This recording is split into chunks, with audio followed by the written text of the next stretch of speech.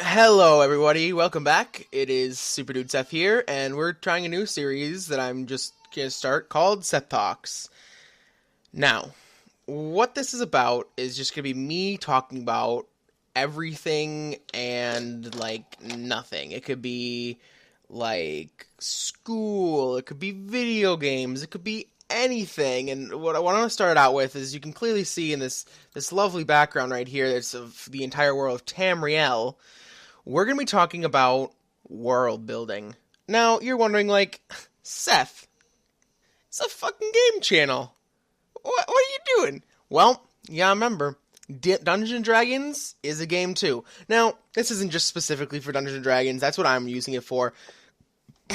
Ooh, burp, city. Alright, so basically, it could be for anything. It could be for writing a book. It could be for making a screenplay. It could be if you just like doing it. It could be for everything. But we're going to be talking specifically with world building. We're going to be talking about maps. And I brought up one of the better designed maps of of course, there's Lord of the Rings, and there's a bunch of other stuff. Harry Potter's world. All those worlds have really good maps, but I have to say the one that I find the most like compelling, or most like I don't know, not integrated, but like the most catching, the most like I feel like it just like it looks like it is out of a fantasy world, is the world of Tamriel from Elder Scrolls games. And now I want to talk about this, that building a world, the first thing you start with is the landmass. I mean, of course, you could start with other things. You could start with different areas. Maybe if you're doing like something that just a specific area, maybe you're not even going to do a map. Maybe you're writing a book and you'll just describe it. But it's always good to start off with a general idea of a map of the area. Now, you probably are thinking, well, making a continent seems pretty hard. It does. It seems pretty hard. If you see like all these little like edges, bumps. I mean, it's not. It looks like it's realistic. It doesn't look like just you randomly scribbled on a paper. And there are several methods to world building. One, honestly, this is what I use for making like continents and stuff. You just draw a bunch of like circles or random shapes on a piece of paper, and then you make them more detailed. Maybe you add like a little river. Maybe this was a big. Maybe this was a straight line right here, and then you go in a little bit, and then you come out and over there, and you just keep defining it. If you're gonna do this method, go look at maps. Look at real world maps. I mean, Canada is a great place to look for like coastline and like island areas. The Philippines are another good point of reference for like islands, and Australia is a good place because it has all those little islands like hanging off of it and everything. Places like those look really nice, and it's just like take intelligence. No, what am I thinking of? I'm a fucking retard. Take experience. No, examples. I'm really dumb. Like, I don't know how you guys know this, but I'm exceptionally dumb that I can't think of the word experience. No.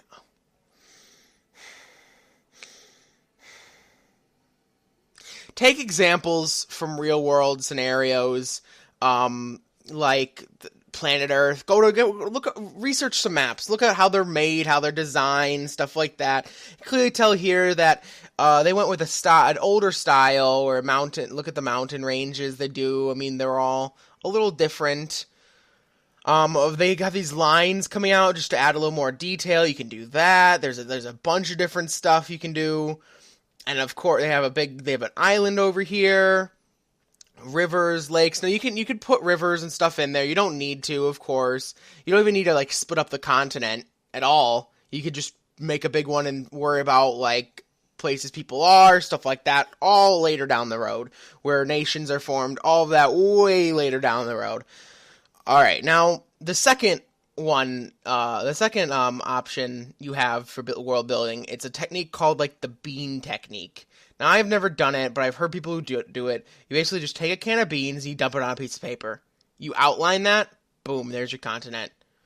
honestly, it's not my favorite method because, first of all, who the fuck has time to waste a can of beans? Honestly, beans are fucking delicious. I don't want to be wasting those beans. Maybe you could, I guess you could cook them afterwards, right? Right? Yeah, you could probably cook them afterwards. Like, I don't know. I guess? I mean, they wouldn't go bad for being on paper, but it's just weird. But yeah, and then you trace out the bean pattern all around the thing, and then you just take the beans off, retrace it on a new piece of paper, and there you go, boom, continent. Now, this, of course, you have to add your own stuff in, like mountains, rivers, lakes, bodies of water. I mean, it's a process, and a long and hard one. But I admit, like, it's doable. It's very doable. Now, the next thing, once you have your continent in place and everything, you gotta think geographically, that's the word I'm looking for. We'll touch on the point again that I'm almost mentally retarded. You gotta think geographically where everything would be. Now, I personally would start off with a couple mountain ranges, and even maybe start a mountain range before you're done finishing the entire continent, because, well, I mean, if you're doing a world, like an entire world, this is just the Empire of Tamriel. This is just one continent. If you're doing multiple continents, maybe mountain ranges run across the ocean floor, because they do that. Mountains will go across the ocean floor. There's tectonic plate lines. So maybe a mountain range in like right here will go all the way through the Black Marsh, and the continent down here will have the mountain range continue maybe a different way. Just think about some of those things. And now, also rivers. Rivers, you have to understand, like, this, they don't do it that well on, like, geographically how high, like, levels are and everything, but usually you can guess when a mountain's there. It's pretty high.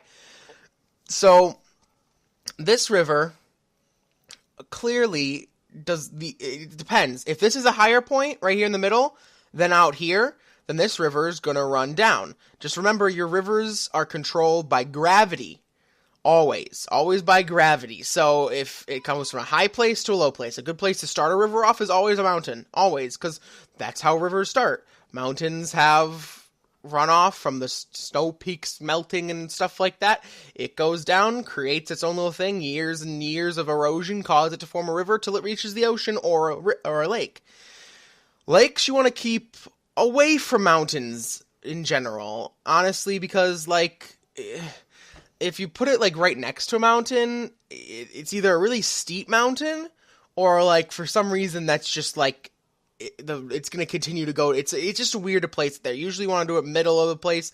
And again, creating lakes and rivers, my technique with rivers and creeks and all that stuff is you just take a pencil or whatever you have, like, the little cool rich boy pen trackpad that you use to color online all the time. What I do is I just shake my hand a little bit. I, like, get a little shake to it and try to do a straight line to where I go. This creates a look of a more, like it creates, if you could see my mouse, I'm not sure if you can or not, it creates more of a natural feel to it, a more random feel, rather than just a straight line leading right to the ocean, because no river is a straight line leading right to the ocean. And, of course, if you're like, well, Seth, there is a river that's a straight line leading to the ocean, then I'll be like, oh, fuck, I'm wrong. Sorry for making this, but it still looks better on a map to not have a straight line. Now, getting back to the whole world building and Tamriel in general, taking from example for this, the one thing I really like about it is right here in Morrowind. This is an island. That's fucking badass. Like, look at that. That's in the middle of this place. That's a badass thing, and it's a giant. I'm pretty sure it's a giant volcano in the middle. I've never played Morrowind. I'm sorry. It's just not. I played Skyrim, and I played some of Oblivion. I've never touched the Morrowind. Well, anyways, basically, you just gotta just add some cool things to your world. Add an island over here. Look at this. Look at this island. It's good. It's cool. It's like it's off the edge, but it's a good place to start It's a good foundation for more, something more. Now, also, like, just look for, all I have to give you is, like, look for maps, look from examples around the world, our world, fantasy world, every world, and just try to create a continent, or a world, I have an entire world that I made, all by myself. It's cool, it's fun, it's unique. Just make it your own. And if you have a good idea, like, let's say, ooh, you know what? Maybe I'll have, like, a floating mountain, like, right in the middle, where, like, the base, the base of the mountain is, like, off the ground and, like, floating, and everyone, like, lives underneath the mountain, and, like, everyone's trying to climb to get to the peak. Like, that's a good idea. You can use that. It's a good idea. Or maybe this is where a great flood happened and flooded this entire area. But one day, the magical kidney stone of Ulrich, it will open, it will clear the water from the land, opening it all, being rich farmland. And now the last thing I'll touch on is climate. Worry about, like, not worry, but, like, take notice of what climates are in some places, because it'll be very valuable to have those set out later on. Like, look at Skyrim. This is, like, all snowy up here. This is all snowy. This is like a frozen, like, ocean up here. I'm sure places over here are snowy, and maybe set an equator. Set an equator. There's a good line. So be like right here. Boop. Put a line. That's your equator. From the top, it'll get the warmest right here and start getting colder. Warmest right here, go down and start getting colder. Stuff like that. And, like, look at this. They have the Black Marsh right here. And, I mean, that's entirely a swamp area. All full of, like, swamps and stuff like that. It adds some of the cool stuff to your world like that. Maybe add a desert. Look at biomes in real life. Look up biomes. And, like, you got the Black Marsh, Oblivion, like, swamplands, deserts, open fields, dense forests. Just look into that. Or mountainous regions. Of course, this is a shit ton of mountains. I'm, like, just between you and me, I'm pretty sure they put the mountains there to be like, oh, so people can't leave the area, and that's... But whatever. Because look, they're, like, right on the borders.